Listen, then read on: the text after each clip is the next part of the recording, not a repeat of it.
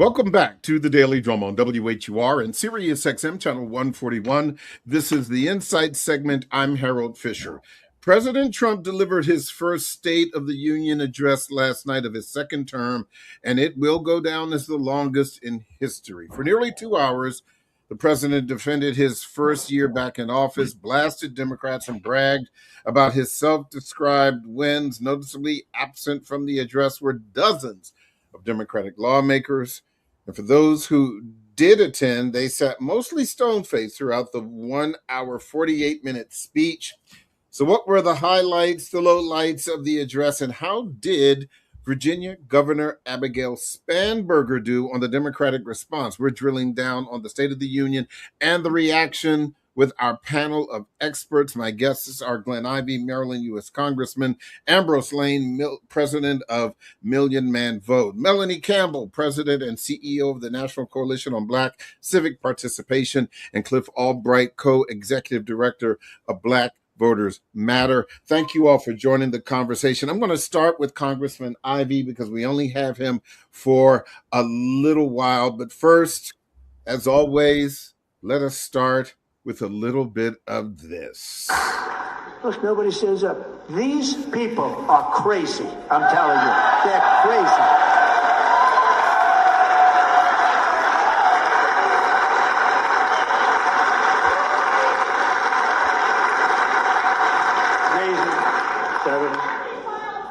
Boy, oh boy, we're lucky we have a country. With people like this, Democrats are destroying our country, but we've stopped it just in the nick of time, didn't we?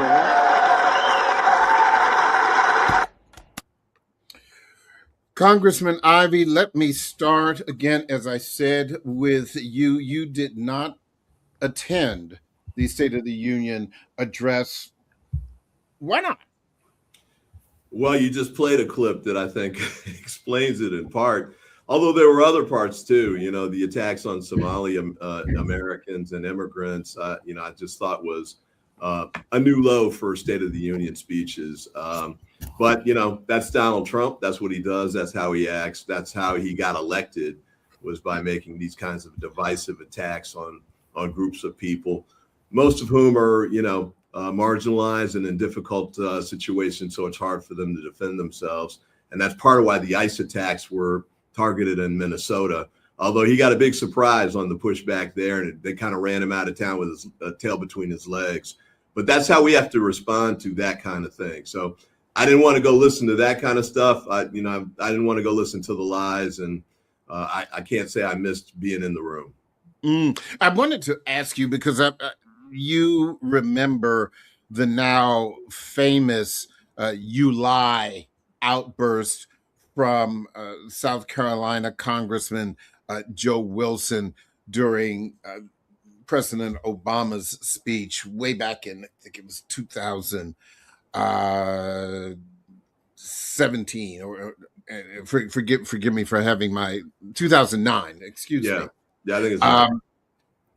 That's kind of set the standard for the outbursts. Is that where we are now? Has that normalized the outbursts from all sides and has changed decorum? Well, let me draw a contrast there. The outburst with respect to President Obama, he was talking about healthcare policy, if I recall correctly, and he wasn't attacking any particular groups or people in the audiences. There were no, digs or anything like that. And so the outburst there was, sure, it was new, but it was surprising because, the response to what he was talking about was just way over the top.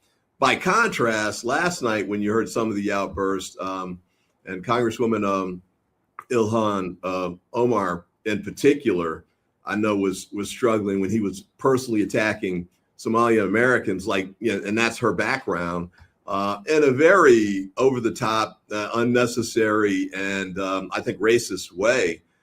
A response to that was it'd be hard not to respond. I guess is the best way to put it. So I think he went in apparently trying to bait Democrats, and Obama did not go in trying to bait Republicans at all. But I guess my question is, no matter what is being said, which side is being attacked. Uh, is decorum dead for State of the Union now? I mean, are we going to look like the UK in Parliament now? You know. I think decorum is on life support across the board in politics and most public life. But I really think that's more attributed to Trump and what he's been doing. His first term was bad. It's gone from bad to worse now. And I think in part he's doing that because he realizes he's underwater in the polls. Independents are, 60% plus, between 60 and 70. He's doing a bad job on the economy. He's doing a bad job on healthcare. He's not paying enough attention to fixing our problems here. He sees that coming, and they don't have policy solutions. Like, take the healthcare piece. We got more of the repeal and replace stuff we've been hearing for 15 years, but he never talked about, like, replace with what, basically. And, they had some lame stuff that might have an impact around the edges, but certainly nothing that would address the 24 million people who just got either pushed off the rolls or had their coverage endangered by the Republican refusal to extend the ACA tax credit. So they don't have good answers. I think they recognize that, and that's why they're turning to things like that. Mid-decade gerrymandering is another one. And I'm really concerned that as we get closer to the elections and, the National Guard rollout and ICE in some of these cities, I won't be shocked if they start putting these guys in precincts that are big turnout sites for Democrats. Final question, Congressman, before I let you go. Even though you weren't inside the State of the Union, but you are familiar with what was said, what was the thing that struck you most about last night? I thought he might try and take an opportunity to address some of the affordability issues, because I think that's why the Republicans are on the ropes, definitely since the Virginia and New Jersey gubernatorial races and elections. And that's why Abigail Spanberger was giving the Democratic response last night. But he really didn't. He tried to do sort of superficial things. Take electricity bills. I mean, people are going to be getting, like, in some instances, bills over $1,000, $2,000, given the cold winter we're having. He said he was talking about data centers, and I'm like, well, even if you put generators at data centers, that's not going to push any electricity prices down. Tariffs. He's talking about continuing to ramp up tariffs, even though the Supreme Court just told him it was illegal, and even though we all know at this point the American people are starting to figure out this is pushing up grocery prices, for example, and causing upward pressure on inflation. So, he's stuck on stupid in a lot of this. And I think he reiterated that and confirmed that last night. Maryland Congressman Glenn Ivey, thank you so much for your time. I really appreciate you spending a few moments with us. Thanks for having me. Sure thing. Let me go to the panel now. I saw a whole lot of head nodding when Congressman Ivey was speaking. Melanie, let me start with you. Your overall impression of last night, whether it had to do with what the president said, or just the temperature. What say you? What I say, one, I didn't watch him. I couldn't do it, but I did later on just listen to some of the things that was said. And what I got out of Trump's quote unquote speech was really, he was talking to his base and trying to get them to say, "Don't believe your lying eyes." The immigration, what's going on with that? It's the murderers. It's the drug pins. It's the drug lords. That's why we can't get them all out of here. And so he did a lot of that kind of rewriting of the facts or blurring the lines. The other key thing that all of us we know we're concerned about is him and trying to say that folks are voting illegally to again get folks to not believe the facts. Just believe what I'm saying, and everything has to do with just giving red meat to the base of to get them to, because his poll numbers are flatlined and getting even worse for his quote unquote base. And that's what I got out of what he was doing. I think he was more disciplined than I thought he would be, quite frankly. But the normalization of Trump being Trump is its own problem. But at the end of the day, I think that's what I picked up from it, that he is in such trouble. You know, the Joe Rogans of the world, all the people who are falling off, is a big concern. So he wanted to give them something to go with so they could chew on that. And if you don't know, if you never left your block in Iowa, you believe anything somebody tells you because first of all, you don't have them in your neighborhood. But if they tell you that's the problem, they're going to believe that's the problem. And then you see what's happening in Mexico right now. So, oh, that's right. They got the drug lords and the kingpins. That's why they can't get these people out of here. And so you won't remember that they killed a blue-eyed blonde white girl and a white man who worked a nurse who was a veteran. They were not immigrants. So that reality, I thought that's what he was going with it. And so the Democrats, you know, and I'm not partisan, but just fact, you know, they got to run and keep reminding people of what is going on and what they're going to do about it if they get the gavel back. Ambrose, same question. What was the thing that struck you from last night? Well, there was nothing that occurred that I didn't expect. Okay. It was a clown show. He's an entertainer. And certainly he was trying to bait Democrats. That was very clear. His message was one where one part was giving red meat to his base, which, by the way, is shrinking. It's not just that independents are moving away from him.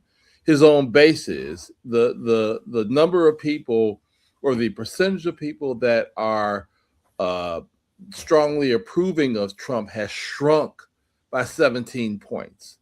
And so even his base, his strongly approving base, has shrunk.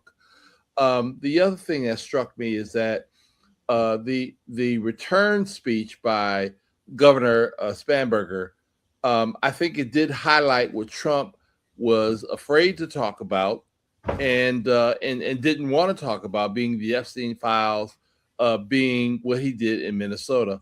But at some point in time, I think it's very important for Democrats to be able to pivot and not just rely on Trump dooming himself or sending himself into a hole, but pivot to what Democrats are going to be for. It's enough. I mean, we need to talk about what Trump is doing, certainly, but what are Democrats going to be for moving into 26 and 28?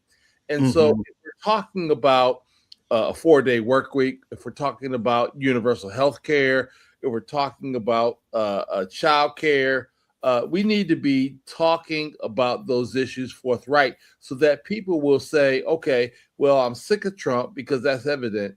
But you can't rest on your laurels and just say, because we're going to say nothing and let Trump dig his own hole, that will translate into support for Democrats. We cannot make that mistake.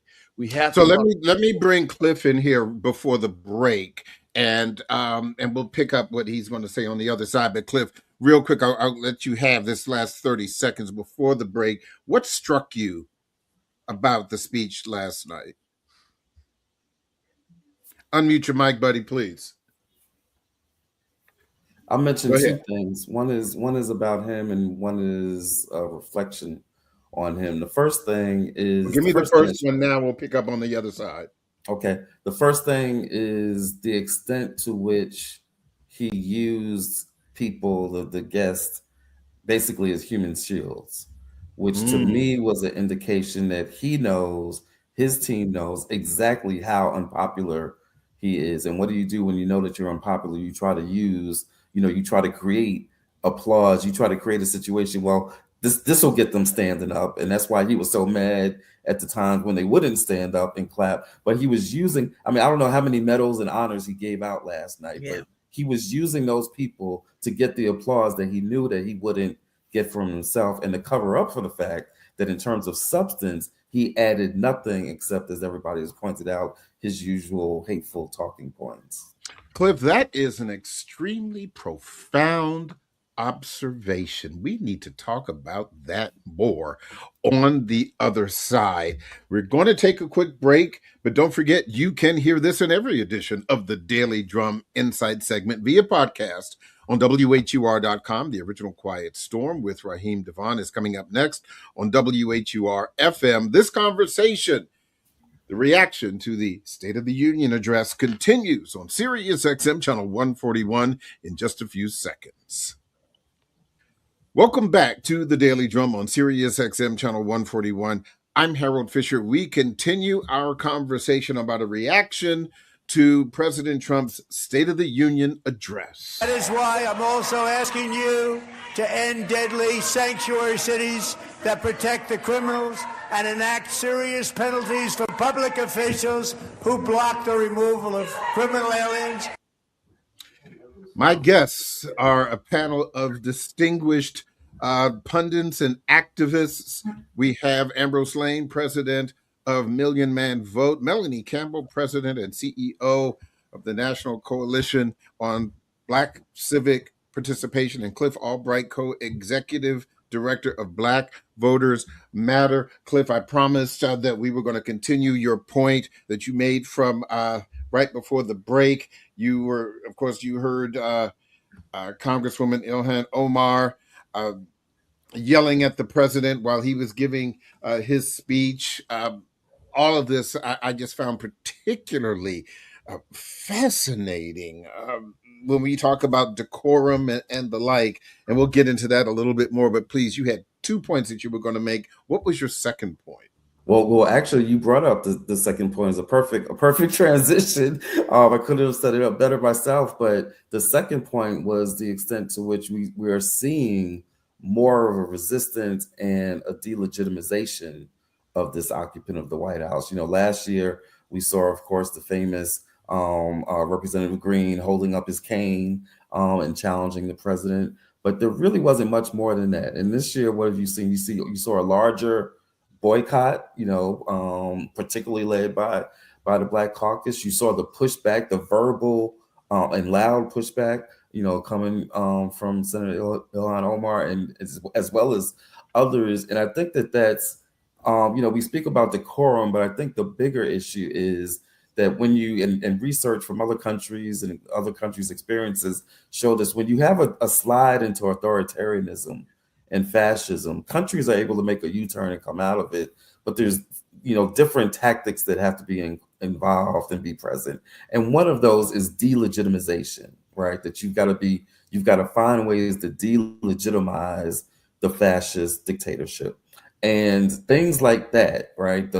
Doing the boycotts, speaking out in the midst of his speech, showing that this is not the usual time, which, by the way, to Ambrose's point, contrasting that with Spanberger and even her selection and the location, like Colonial Williamsburg, and the substance of her remarks, there's this split where you have some within the opposition that are acting as if we are still in like pre-2016 times, that we are still in like normal political times. And then you have some that are showing an increasing realization that the things that we are seeing happening are not normal and they cannot have a normal response, and that we've got to have some delegitimization, some disruption, some defections, right? And that's an interesting paradox that we saw even within the party. And I think it's to a certain extent even reflective like within communities and within the electorate. But what stood out to me was the delegitimization and the increased pushback coming from some elements of the Democratic Party. But what that means, go ahead, Ambrose. This is important. I want to piggyback on that, because what that means for next steps is that we have to draw the contradictions even greater. Yeah. I mean, you can delegitimize, but once you begin to delegitimize, you have to really draw stark contrast and point out the contradictions that you see. And we have to highlight those by increasing the resistance. And so whether or not that is larger No Kings movement, whether or not that is boycotts, whether or not that is marches, however we want to continue to press. And I would say this to Melanie, you have an organization under your wing called Black Youth Vote. And so we need to be able to delegitimize and draw contradictions with our young people.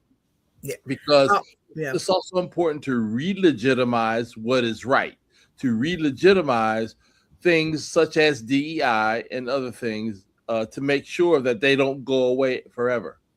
So let me, Melanie, before you respond to that, I and this is really for everyone, but I want you to really address this.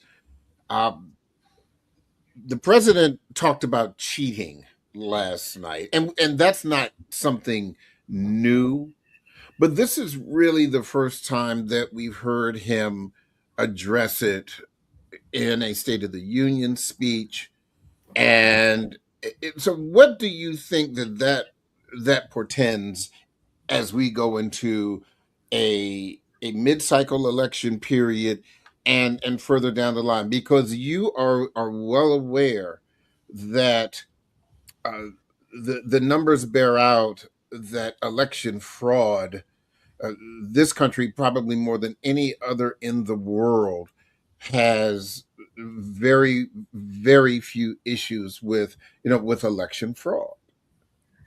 Well, I think I want to piggyback a little bit on where Cliff was about what is happening in the bigger, broader sense. And what is happening is you have a president, and not just a president, but you have a regime, very different. You have a Department of Justice, you have a Department of Homeland Security, you have the FBI foolishness, and then you have the military. So when you look at those elements, and he has his sycophants in those positions, going to Georgia, going to Fulton County, right, snatching ballots, right? They're setting it up. They said Putin has elections. Somebody said that the other day. Russia has elections, but what does it have to do with the results?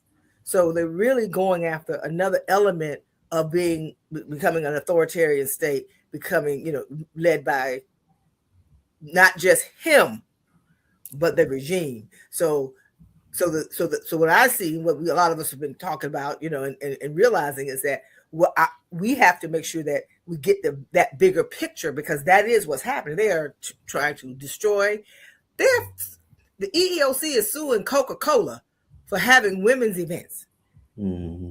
So then you're going after another layer of going after DEI is now going after corporations and filing lawsuits to say, because you didn't have men there, then you are breaking, I forgot which title,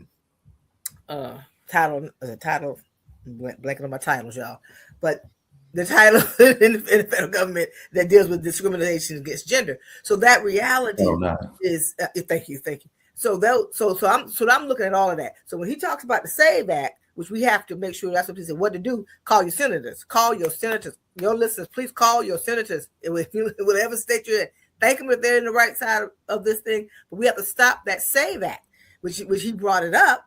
And again, you want to delegitimize elections. You're going to delegitimize so many things about the whole of society, what makes this a quote unquote democracy. Those things are what he's going after. And so they're trying to say it because they know they're going to lose. They know they're going to lose. Yeah. So we're going to make sure that even if we lose, we're not going to lose, because we're going to just take it. Right. And so that normalization, if we let that happen, all bets are off. It's a wrap.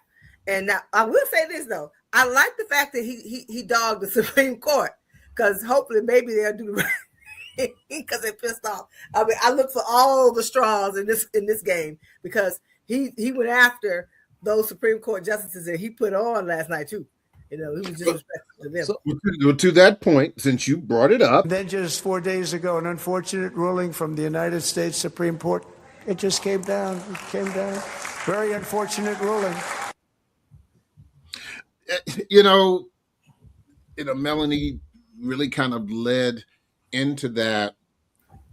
And again, this is kind of where we are, where the decorum has gone out the window, where we have seen in past administrations, Republican and Democrat, even when the president did not like a decision made by the highest court in the land, we've heard phrases like, even though we disagree with the ruling, we will respect the court's decision, and we just keep moving on. And but that is not where we are. And so, Ambrose, to Melanie's point, do you believe that his attacking of the Supreme Court last night and even last week will impact how the Supreme Court makes decisions moving forward? It may, but as we spoke of earlier, his attempt is to try to delegitimize the Supreme Court. His attempts is to delegitimize institutions so that they can enact Project 2025, so they can enact a fascist regime. One of the strategies that we must employ, and there's some movement on this, but we need to have more movement on this. So let's just take the John Lewis Voting Rights Act. Mm-hmm. That's a national effort, but that doesn't mean that states that Democrats control cannot enact a state-based John Lewis Voting Rights Act within that state, so that when he tries to nationalize elections, they have to go up against the states that will not allow that to happen. And so we have to have some other strategies as well, whether or not that is on the state level, whether or not that is on the local level, to protect voting and protect what he is trying to do and what Project 2025 laid out. Let me also play this, and I'll get everyone's reaction. This is Texas Congressman Al Green interviewed after he was thrown out of the State of the Union. He had a sign that said, "Black people are not apes." Right. Tonight, I wanted him to have a person confront him and let him know that Black people aren't apes, that Black people are not going to tolerate this kind of behavior. Cliff, we all know Al Green, even if we've never met him. Okay. Okay, that from him putting an impeachment out on the floor during the first Trump administration to he's the black man with the cane. Mm-hmm. But of all of the signs, the F-ICE signs, release the Epstein files, but this was the one that dealt specifically with racism. Effective or not? Cliff. Oh, yeah. I think that anytime you're calling out racism, I think it's effective, right? I think, and again, especially when it's in a forum where that's not usually the case, where they'll allow a certain amount of racism as long as it's not over the top, right? And so I think that I salute Representative Green for his sign and whatever others also had signage. But I think it's always the right time, especially in this situation. Again, we've got to indicate, look, our communities cannot respond the way that we need to respond, right? Which is we need a maximum pressure, maximum variety of different tactics, yes, including being out in the streets. But your community can't respond like that if the folks who are like actually closest to the problem and have some ability to influence the issues, if they're not going to respond, if they're not going to hold a sign, if they're not going to say anything in the midst of the speech as he's telling blatant lies which, by the way, are putting people's lives at risk. Like, people are dead because of the lies that he's telling about immigrants, whether it's about Somalis or Haitians, that they're eating the dogs and eating the cats. He is putting people's lives at risk, not just with his words, but with his policy of having an unfettered, illegal police law enforcement in the form of ICE that is literally terrorizing, no exaggeration, terrorizing our community. When you have all of this going on, if our representatives that are in Congress, who we send there to be our voice, are not going to indicate, hey, y'all, it's like that scene in Ghost. I know everybody on this call is old enough to remember the movie Ghost with Whoopi Goldberg, where she goes to the main character is like, you in trouble, girl, right? If our Yeah.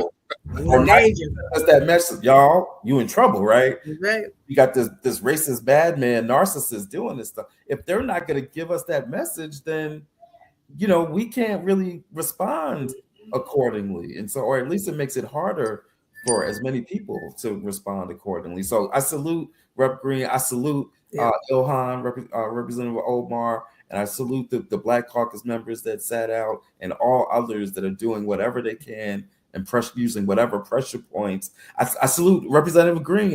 Summer Lee. I'm sorry. I don't want to leave her out because she gave the working families response, right? Oh, that's right. But she was also one of the main people who took the actions that led to some of the movement on the Epstein files, right? And so I don't want to leave this. So there are people that are doing it, right? We just need more of that. We need more of it in Congress, and we need more of it out in our communities. Melanie, let me ask you this. Some people would say that President Trump asking everyone to stand up who believes that their main responsibility is to protect Americans, and the Democrats remain seating, the Republicans stood up. Some called it a stunt, others called it a trap. It was a damned if you do, damned if you don't kind of situation. From my perspective, what say you? I think he got what he needed in that moment, but it all has to do with what they're going to do now. Like really focusing in, State of the Union. Nobody be talking about it next week, right? So he may have gotten a little stunt in that moment, and he was doing a lot of that, right? A lot of trickery, a lot of stuff going on. It really has to do with what are they going to continue to do, and being real that folks are getting arrested, right? And whether you're elected or not, all the things, but if you're in this position, not to say put your life on the line, but people are losing their lives. And so it's a lot to take on, whether you're in elected office or doing the work, Cliff, that we do and Ambrose and what we do. All of us really, quite frankly, in a time when you have this kind of hostile takeover of the federal government, because that's what it truly is. And we really are living in a fascist state. It's just that it's hard to really grasp, but that's what it is. And so we have to figure out how we have the courage and the faith to believe that we will get out of this, but we will not get out of this unless we fight back. That's right. Not. I wish we had spoken up, quite frankly. Go ahead, Ambrose, and then Cliff, and then I've got another piece of sound. Melanie is right. Melanie is right. We have to, and even Cliff, we have to fight back at every level. So whether or not that's grassroots, whether or not that's in the halls of Congress, we have to fight back at every single level that we can. So when you put up a sign that says Black people are not apes, that's fighting back. Okay. Mm-hmm. When you have an alternate version of a State of the Union, that is fighting back. When you have protests in the streets, that is fighting back. And so as long as we continue to do that and continue that resistance, because we got to now begin to prepare for 2026. It's 2026 right now. The elections are going. And so we have to prepare by registering our people to vote, engaging them, planning ahead, and then executing. That's going to be critical for both 2026 and 2028. Go ahead, Cliff. Yeah, just to the point about like the way that he tried to set them up, talk about, do you want to save American lives or side with the immigrants? And I think that's why it's important that Representative Omar spoke out, because she spoke out in a way that doesn't let him frame it. If all they do is sit there then the Right. news is, oh, he said, why don't you want to protect Americans? And nobody said anything. But because she spoke out, she refrained, because keep in mind what she said, her response to his question was to say affirmatively, you are killing Americans. It's not that. So she didn't even take it from the perspective of let me defend the immigrants. She took the framing and turned it right back on him. You say that you're concerned about protecting American lives, but you, sir, are the ones who are killing Americans. And that, again, that's not exaggeration. And we need to be able to do that every time they try to set us up or frame us. We need to turn it right back on. You say that immigrants are taking jobs. No, you are the one. Immigrants didn't cause Black unemployment to go up to 7.68%. You're doing that with your policies, right? So you say that you care about Americans, but at every turn, you're making us sicker. You're seeing us killed in our streets. You're taking our jobs and our incomes away. All of this, all of this is a result of the way that you in that White House and your regime are treating Americans. It's not the trans person, it's not the immigrant, but it's you and your policies that has unemployment running sky high, that has a measles outbreak in this country, and it's you and your policies, not an immigrant and not a trans person that killed Renee Good and brother Alex. That's your policies doing that to America. Let me play this, and we'll talk about it on the other side. There's the cover-up of the Epstein files, the crypto scams, cozying up to foreign princes for airplanes and billionaires for ballrooms, putting his name and face on buildings all over our nation's capital.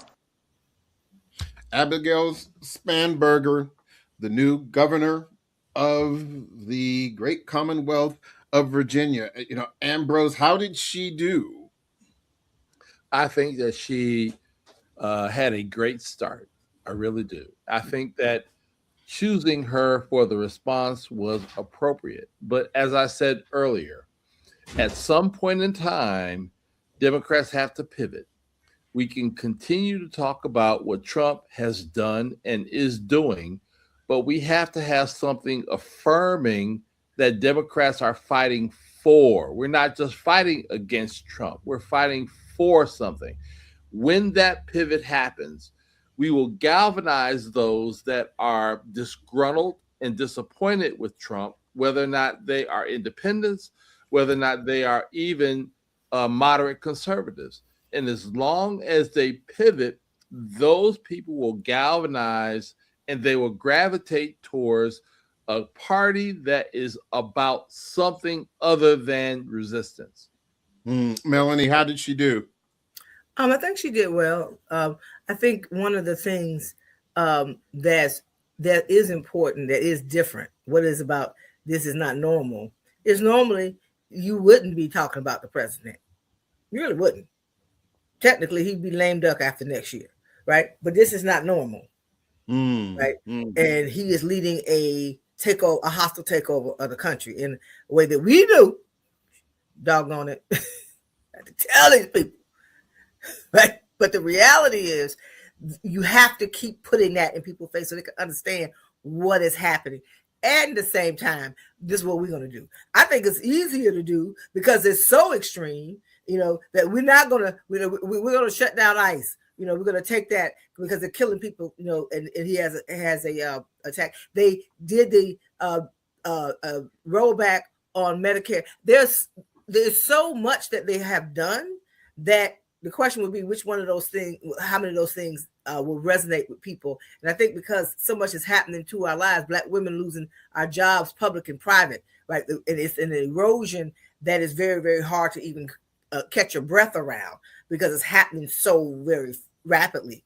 And people I know that still in the DMV have not been able to find a job, have not been able to replace that contract and those kinds of things. It's like really people have been out of work for 9 months, 10 months, can't find anything, right? So being real about how it's happening to people, I think it's a matter of being able to hone it in. And it's no one cookie cutter either, right? Because there is all the different elements in our community we have to speak to. Brothers, you got, Million Man Vote, like the message that Black women, depending on where we are, it has to be addressed. The last thing I want to say is that, and we also know that young people want to be engaged, but they're also afraid because of what's happening. So it's a lot that it's going to take. That's not normal, and neither will our tactics be normal. But being around my brother Cliff and Latasha and all of us, we're going to do what we got to do. Right. But we need to have people to know that they have to find courage, and we have to push these elected officials to have some doggone courage, because more of them really, it would have been okay to speak out. It's like, y'all could have done, it shouldn't have been just her. It shouldn't have just been, y'all had a whole, this is not normal, and you cannot sit up in there and continue to act like it's normal. Got to show up more and troll him, right? And troll this man, troll these folks when they show up. And make sure that we point out the hypocrisy of it all and the danger of it all. And I'll say this, Harold, what will they reverse? I mean, he's instituted many things. What will Democrats or others reverse from what he did? Cliff, I'll let you have the last word before we close out. Yeah, I mean, I think so a couple of things in terms of how Spanberger did. I think she did okay. She tried to frame around, asking the question, is he working for you? Like, has he been solving your problems? And I think that's a good framing. But at the end of the day, like, I can't remember the last three Dems that did a response, to Trump. Like, we're not going to. It's a steep hill when you have the platform of State of the Union. Right. And so to me, it's more of the better sign is the number of different types of responses. You had Spanberger, you had Summer Lee, you had the State of the Swamp, where Mayor Johnson from Chicago and Mayor Frye from Minneapolis spoke. You had what we did on Roland Martin's show. You had the Angela Rye and them that did the State of People. So just the fact that you're seeing so many more people that are engaging in this, I think says a lot more than what, the official Democratic response said. But the last thing I just wanted to say, to the point, I agree completely with the point that Ambrose is making about you can't just be against that. We've got to be more clear about what we're for. I actually think that would have been good. It would have been good to, instead of Spanberger, to have somebody like Zohran Mamdani who makes it more clear like what we're for and what we're fighting for. But I think the other thing is this: at the end of the day, part of what people are pushing back on, and there may be some people that aren't ready to hear this, part of what the things that Trump is undoing, right? Part of what it highlights is the fact that Biden did a lot more than people actually thought he did, right? And I wasn't a big Biden guy. I want to be clear. I wasn't a Biden supporter during the primaries that year. And I was skeptical and still upset at him for not doing more on voting rights. But at the end of the day, when you look at all these executive orders and all these things that Trump is undoing, stuff around infrastructure, all the stuff that Republicans are taking credit for, the reason that he's undoing so much is because there was actually a lot of stuff that had gotten done, right? And I think that, we need to highlight that, not just to be pro Biden, but to make the point, that look, we get things done when we push progressive policies that we're actually we cut childhood poverty in half, right? We got X number of people. And so we're not having to convince people, or we shouldn't have to convince people that the things that we're proposing instead of Trump as an alternative is like pie in the sky. We've actually got a track record of getting some stuff done. My argument is that we've got to be even bolder with what our vision is of the next steps. Take all this. We got to be bolder in how we deal with affordability, with how we deal with guaranteed basic income, with how we deal with racial justice. We got to be bolder. And I believe that if we do that, to Ambrose's point, then it gives folks something even higher to fight for, in addition to fighting against fascism. Ambrose Lane, Melanie Campbell, Cliff Albright, thank you all so much for participating in this conversation. We also want to thank Maryland Congressman Glenn Ivey for joining us earlier in the conversation. That is the Daily Drum for this Wednesday, February 25th. I'm Harold Fisher. Good night.